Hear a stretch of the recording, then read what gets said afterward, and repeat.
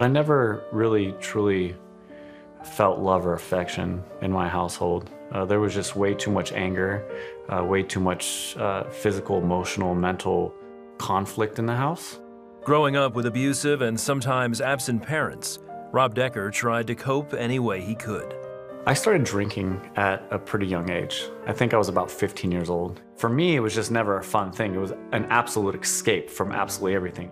While alcohol and eventually drugs helped him cover up his hurt and anger, it was sports and fitness that gave him what he really needed. The lack of affection, the lack of love, the lack of someone paying attention to me is probably why I really drifted toward fitness, because in that industry, it's all about the me. You know, it's all about look at me.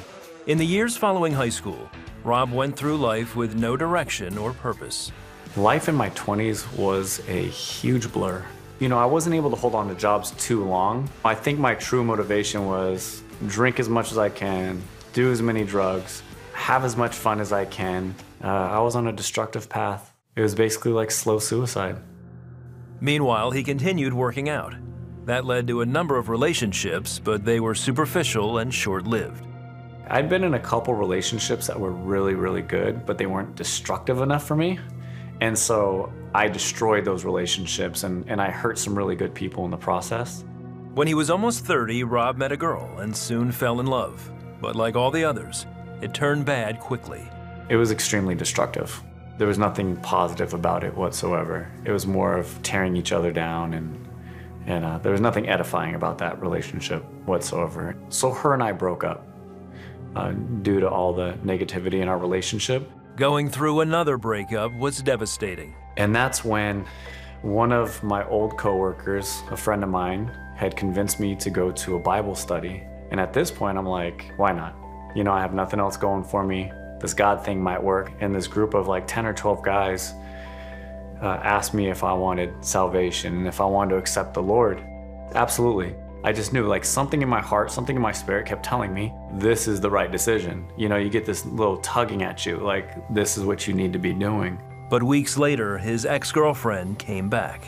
She called me up and told me that she wanted to see me and that she was sorry for everything that had ever happened between us and that she really wanted to work it out. And I was just drawn to her for whatever reason, you know, and it wasn't a healthy one. I turned my back on the Lord, knowing what was best for me, to go back to what I was familiar with. Their relationship was as destructive as ever. Then, one night at her condo, they had another argument.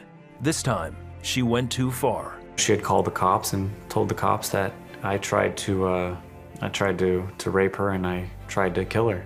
And when those words came out of her mouth, she completely betrayed me and turned her back on me. You know, and that was painful. I felt extremely betrayed, and I felt extremely broken and hurt and very confused. Like, it just didn't make sense to me whatsoever. Hopeless is probably the best word. I felt very hopeless. And in that moment, I was like, I just can't do this anymore. This is not the life for me.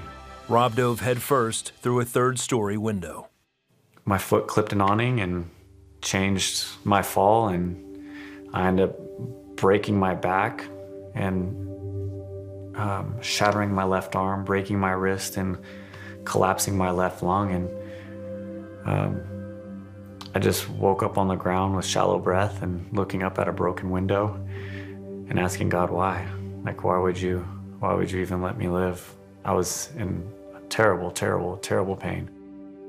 Recovering from 7 surgeries on his back and arms, Rob had plenty of time to think about his life. You know, here I am, completely shattered, man. And I'm not going anywhere. I can't move. I can't even feed myself. I believe that was my one-on-one time with God. And he reminded me how just a couple months prior to me jumping out of the window, how I actually accepted him to be my Lord and Savior. And so here we are. Now we can have a relationship. Everything's out of the way now. Like, now it's just me and you. The girl eventually withdrew her allegations and disappeared from his life. As Rob recovered, his priority was getting to know God. My why questions to God were like, why would you let me live? Why would you let me experience this? I already had the troubled childhood. I didn't have a good relationship with my parents or my sister. Why? But I was never really mad because at the end of the day, like, I still know that those are my choices. That I chose to drink and I chose to do drugs. I chose not to lean on him. I chose not to seek him out. Those were all my choices. And you know, he kept reassuring me like how great my life was gonna be. With God's help, Rob kicked his drug and alcohol problems. Today, he shares the love he found through Jesus Christ with his wife and son. He's also a personal trainer, using lessons from his past to encourage people who feel their lives are hopeless. I was using my talents and my gifts and my charm for all the wrong things in this life. And I knew that God loved me and that he wanted me here, and he wanted me for a greater purpose than what I was putting out there. If you earnestly seek him, he will help you. And I know that. You knock on that door and he's gonna open it and he's gonna bring you right in.